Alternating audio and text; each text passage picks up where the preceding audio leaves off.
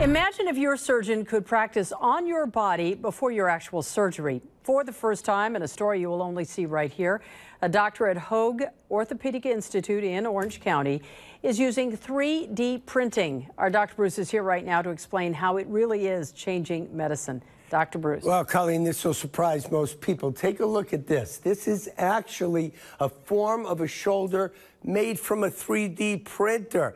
Dinsmore 3D printing in Costa Mesa. It turned a CAT scan into this plastic replica of the bone in just hours. And by looking at this and studying it, the surgeon was better able to prepare and do more precise surgery. It was done on this local woman. JUANITA HETH has been suffering with severe shoulder pain for years. It's awful. I mean, you can't brush your hair, you can't wash your back. It's awful. It's painful 24/7.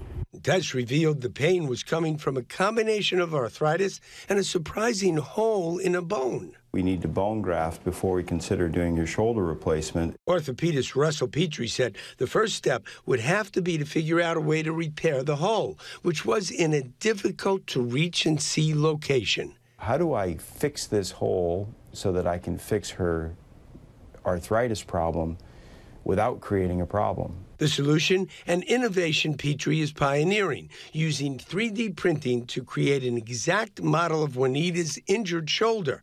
He could then use that print as a guide for JUANITA's surgery. We actually did a formal operation on the model before we actually did it on her. And when the doctor performed the actual surgery, he knew exactly how to fix the problems because he'd already done it with the model. It was the most incredible sense of deja vu because I've already been there, but yet I've never actually been there. And that may make operations safer for some patients and more precise. The doctor is now using 3D models for other challenging cases. With the hole fixed, JUANITA will soon get the new shoulder she wanted. He said he couldn't have done the shoulder without using that 3D method.